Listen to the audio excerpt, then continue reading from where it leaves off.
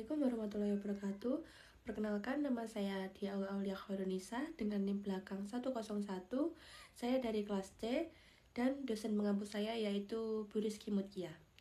Pada kesempatan kali ini, saya akan mempresentasikan tentang materi pertukaran sosial yang dimana kita harus merefleksikan pertemanan kita di mata kuliah komunikasi interpersonal pada kali ini. Oke, langsung saja kita ke materi. Itu jenjang pertemanan kita itu sejak PAUD sampai kuliah ini ya. Kita deskripsi masalahnya, kita berteman sudah sangat lama, dari kecil hingga kita tumbuh menjadi dewasa ini. Awal mulanya kita berteman secara baik-baik aja, semuanya berjalan dengan normal. Tapi di saat memasuki jenjang SMP, sikap dia tuh mulai berubah. Dia menjadi lebih sensitif, selalu melibatkan orang lain yang gak ada sangkut pautnya sama masalah internal kita, dan selalu membesarkan masalah yang sepele. Hingga suatu hari, saya sudah tidak kuat dengan sikapnya, lalu memutuskan untuk mengakhiri hubungan pertemanan kita. Karena saya menganggap hal ini tuh akan menguras tenaga, emosi, dan energi saya. Untuk reward, karena dia itu seorang social butterfly ya, yang bisa mudah bergaul dengan siapapun gitu, dengan orang lain yang baru dikenal gitu. Sehingga tuh dia tuh sangat membantu saya gitu loh, karena tuh saya seorang introvert dan dia tuh selalu mengajak saya untuk bergaul dengan orang lain gitu. Nah, saya tuh terpikir yang sulit dekat sama orang lain, jadi dia benar-benar membantu saya gitu. Kita tuh yang kedua, kita juga memiliki hobi yang sama, yakni di kesenian. Nah, jadi kegiatan apapun itu pasti kita selalu mengikutinya bersama, event apapun kita pasti ya ikut terus gitu, dan kemana-mana kita selalu bersama gitu. Nah, untuk yang cost atau pengorbanan, saya itu sudah menganggap dia itu sebagai saudara saya sendiri. Karena kan sudah berteman lama itu ya, mulai dari kecil sampai kuliah. Nah, jadi tiap hal yang saya punya itu selalu saya bagikan dengan dia, apapun itu.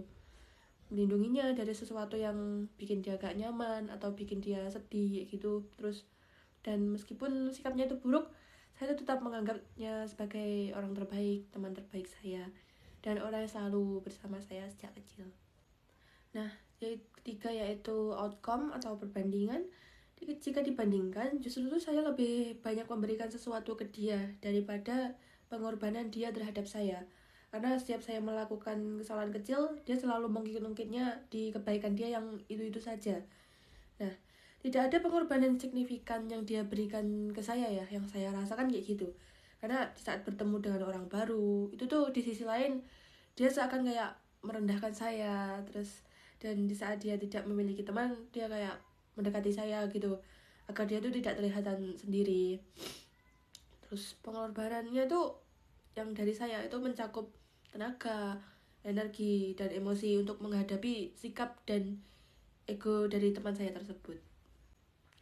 Lalu untuk comparison level, nah karena saya sudah terbiasa gitu ya dengan sikap dia yang selalu merendahkan saya, jadi tuh menjelekan saya. Jadi saya lebih memilih untuk menghindar dari orang-orang tersebut yang saya kira bersifat mirip lah dengan teman saya itu. Saya tuh lebih jadi selektif dan sensitif di saat bertemu dengan orang baru, karena takut hal itu tuh akan terulang lagi. Nah, saya tuh udah trauma gitu ya ceritanya. Terus, namun saya pikir itu salah. Nah, setelah memasuki dunia perkuliahan, saya itu justru malah mendapatkan kenyamanan, kehangatan, dan dukungan dari teman-teman saya di perkuliahan. Meskipun masih terasa sedikit takut ya, hal yang kemarin itu akan terjadi lagi. Tapi saya tuh percaya semua hal yang ada di pikiran saya tuh nggak semuanya akan benar. Jadi saya percaya dengan teman-teman perkuliahan saya bahwa mereka tidak akan seperti teman-teman saya yang dulu. Ya, pada akhirnya saya memutuskan untuk meninggalkan pertemanan yang dahulu dengan teman saya ini dan fokus terhadap teman-teman saya di perkuliahan yang sekarang. Lalu yang terakhir ada comparison level alternatif.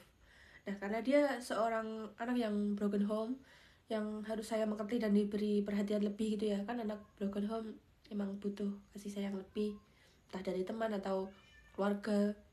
Nah, saya selalu mendengarkan keluh kesahnya, tapi di sini saya tidak mendapatkan feedback yang baik. Dan justru malah saya mendapatkan energi negatif setiap bertemu dengan dia gitu. Nah, sedangkan setelah saya berteman dengan teman-teman kuliah, saya merasa lebih dirangkul, lebih tenang, dan diberitahu mana yang benar dan mana yang salah.